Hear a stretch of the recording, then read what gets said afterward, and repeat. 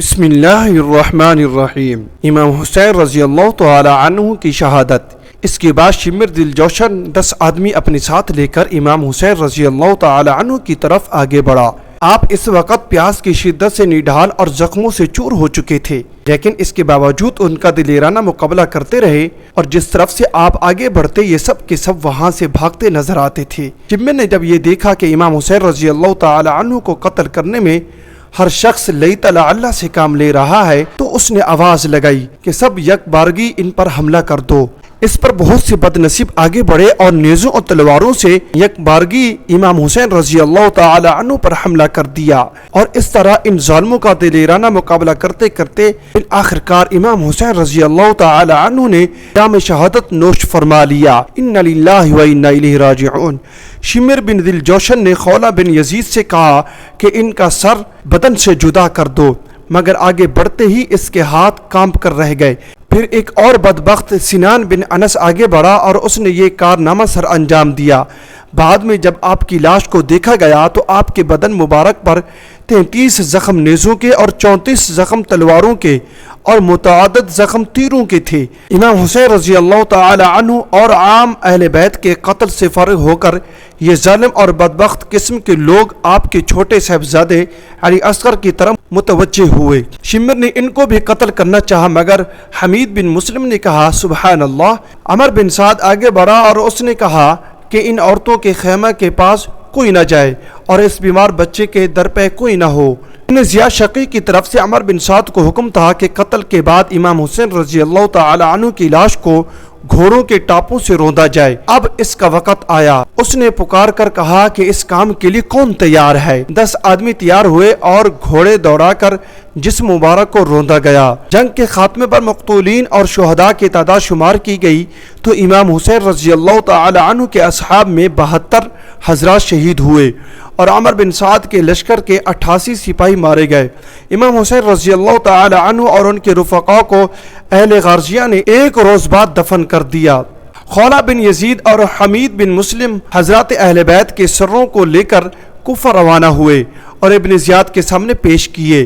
ابن زیاد نے لوگوں کو جمع کر کے سب سروں کو سامنے رکھا اور ایک چھری سے امام حسین رضی اللہ تعالی عنہ کے دہن مبارک کو چھونے لگا۔ حضرت زید بن ارقم سے رہا نہ گیا، وہ فوراً چلا اٹھے اور بولے اوے بدبخت، ان مبارک ہونٹوں سے اپنی چھری ہٹا، قسم ہے اس ذات کی جس کے سوا کوئی معبود نہیں، میں نے رسول اللہ صلی اللہ علیہ وسلم کو ان ہونٹوں کا بوسہ لیتے دیکھا ہے۔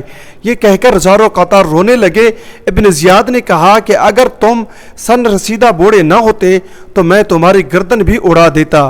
حضرت زید بن ارقم رضی اللہ تعالی عنہ یہ کہتے ہوئے مجلس سے اٹھ کر باہر آ گئے کہ اے عرب کی قوم، آج کے بعد تم غلام ہو، کیونکہ آج تم نے سید النساء حضرت فاطمہ الزہرا رضی اللہ تعالی عنہ کے لخت جگر کو قتل کر دیا ہے اور مرجانہ کے بیٹے ابن زیاد کو اپنا امیر بنا لیا ہے۔ وہ تمہارے اچھے لوگوں کو قتل کرے گا اور شریر لوگوں کو اپنا غلام بنائے گا۔ تمہیں کیا ہوا کہ تم اس ذلت پر راضی ہو گئے؟ امام حسین رضی اللہ تعالی عنہ کا سر کوفہ کے بازاروں میں۔ ابن زیاد کی شقاوت نے اسی پر بس نہیں کیا، بلکہ حکم دیا کہ امام حسین رضی اللہ تعالی عنہ کے سر کو ایک لکڑی پر رکھ کر کوفہ کے بازاروں اور گلی کوچوں میں سرعام گھمایا جائے تاکہ سب لوگ دیکھ سکیں۔ چنانچہ سب کچھ بھی ہوا، اور پھر اس کے بعد ابن زیاد نے امام حسین رضی اللہ تعالی عنہ اور آپ کے دیگر اصحاب کے سروں کو یزید کے پاس ملک شام بھیج دیا اور ان کے ساتھ اہل بیت کی عورتوں اور بچوں کو بھی قید بنا کر روانہ کر دیا۔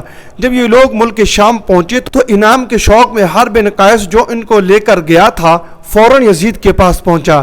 یزید نے پوچھا کیا خبر ہے؟ حرب بن قیس نے میدان کربلا کے مارکے کی ساری تفصیل بتائی اور آخر میں کہنے لگا کہ امیر المؤمنین کو بشارت ہو، مکمل فتح حاصل ہوئی ہے۔ اہل بیت سارے کے سارے مارے گئے اور ان کی ساری عورتیں اور بچے قیدی بن کر حاضر ہیں۔ یزید پلید رونے لگا۔ یزید پلید نے جب یہ سنا تو اس کی آنکھوں سے آنسو بہنے لگے اور وہ حرب بن قیس سے کہنے لگا کہ میں فقط تم سے اتنی ہی اطاعت چاہتا تھا کہ اہل بیت کو قتل کیے بغیر صرف گرفتار کر لیتے۔ اللہ تعالیٰ ابن زیاد پر لعنت کرے کہ اس نے ان عورتوں اور بچوں کے مردوں کو قتل کروا دیا۔ اللہ کی قسم اگر میں وہاں ہوتا تو انہیں معاف کر دیتا۔ اللہ تعالیٰ امام حسین رضی اللہ تعالی عنہ پر رحم فرمائے۔ یہ کہا اور حرب بن قیس کو کوئی انعام نہیں دیا۔ امام حسین رضی اللہ تعالی عنہ کا سر یزید پلید کے دربار میں، امام حسین رضی اللہ تعالی عنہ کا سر مبارک جب یزید کے سامنے رکھا گیا تو اس وقت اس کے ہاتھ میں بھی ایک چھری تھی، وہ اسے امام حسین رضی اللہ تعالی عنہ کے موتیوں جیسے دانتوں پر رکھی۔ اتفاقاً وہاں حضرت ابو برزہ اسلمی بھی موجود تھے۔ انہوں نے جب یہ دیکھا تو وہ فرمانے لگے، اے یزید تو اپنی چھری امام حسین رضی اللہ تعالی عنہ کے دانتوں پر لگاتا ہے، حالانکہ میں نے رسول اللہ صلی اللہ علیہ وسلم کے ان ہونٹوں کا بوسہ لیتے ہوئے دیکھا ہے۔ اے یزید قیامت کے دن جب تو آئے گا تو تیری شفاعت ابن زیاد ہی کرے گا، اور امام حسین رضی اللہ تعالی عنہ آئیں گے اور ان کی شفاعت نبی اکرم صلی اللہ علیہ وسلم کریں گے۔ یہ کہہ کر حضرت ابو برزہ اسلمی رضی اللہ تعالی عنہ مجلس سے نکل گئے۔ جب یزید کی بیوی ہند بنت عبداللہ نے یہ خبر سنی کہ امام حسین رضی اللہ تعالی عنہ شہید کر دیے گئے اور ان کا سر یزید کے دربار میں لایا گیا ہے تو کپڑا اوڑھ کر باہر نکل آئیں اور کہنے لگیں کہ امیر المؤمنین کیا رسول اللہ صلی اللہ علیہ وسلم کے لخت جگر کے ساتھ یہ معاملہ کیا گیا ہے؟ تو اس نے کہا ہاں، اللہ تعالیٰ ابن زیاد کو ہلاک کرے، اس نے قتل کرنے میں بڑی جلد بازی کا مظاہرہ کیا۔ ہند بنت عبداللہ یہ سن کر بے اختیار رو پڑی۔ اس کے بعد اہل بیت کی قیدی عورتیں اور بچے یزید کے سامنے لائے گئے اور سر مبارک مجلس میں رکھا ہوا تھا۔ امام حسین رضی اللہ تعالی عنہ کی دونوں صاحبزادیاں فاطمہ اور سکینہ رضی اللہ عنہما پنجوں کے بل کھڑے ہو کر اپنے والد کا سر مبارک دیکھنا چاہتی تھیں، کیونکہ یزید ان کے سامنے کھڑا ہو کر چاہتا تھا کہ وہ یہ سر نہ دیکھ سکے، لیکن جب ان کی نظر اپنے والد کے سر مبارک پر پڑ ہی گئی تو وہ بے سختہ رو پڑیں، حتیٰ کہ ان کے رونے کی آواز سن کر یزید کے گھر کی عورتیں بھی چلا اٹھیں اور یزید کے محل میں ایک ماتم کا سما بن گیا۔ امام حسین رضی اللہ تعالی عنہ اور ان کے اصحاب کی شہادت کی خبریں جب مدینہ منورہ میں پہنچی تھیں تو اس وقت پورے مدینے میں کوہرام مچ گیا تھا اور مدینہ منورہ کے در و دیوار بھی رونے لگ گئے تھے۔ اور اب جب خاندان اہل بیت کے یہ بقیہ نفوس مدینہ منورہ پہنچے تو مدینہ والوں کے وہ پرانے زخم اب اثر نو تازہ ہونے لگ گئے۔ عبداللہ بن جعفر رضی اللہ تعالی عنہ کی غیرت، جس وقت حضرت عبداللہ بن جعفر رضی اللہ تعالی عنہ کو یہ خبر پہنچی کہ ان کے دو بیٹے بھی امام حسین رضی اللہ تعالی عنہ کے ساتھ شہید ہو گئے ہیں، تو اس وقت بہت سارے لوگ ان کی تعزیت کو آئے۔ ایک شخص کی زبان سے نکل گیا کہ ہم پر یہ مصیبت امام حسین رضی اللہ تعالی عنہ کی وجہ سے آئی ہے۔ حضرت عبداللہ بن جعفر رضی اللہ تعالی عنہ کو غصہ آ گیا اور اس کو جوتا اٹھا کر پھینک مارا کہ کم بخت، یہ تو کیا کہہ رہا ہے؟ اللہ کی قسم اگر میں وہاں ہوتا تو میں بھی ان کے ساتھ قتل کیا جاتا۔ اللہ کی قسم آج میرے بیٹوں کا قتل ہی میری تسلی کے لیے کافی ہے۔ اگر میں امام حسین رضی اللہ تعالی عنہ کی کوئی مدد نہ کر سکا تو میری اولاد نے یہ کام کر دیا۔ امام حسین رضی اللہ تعالی عنہ کا قاتل اندھا ہو گیا۔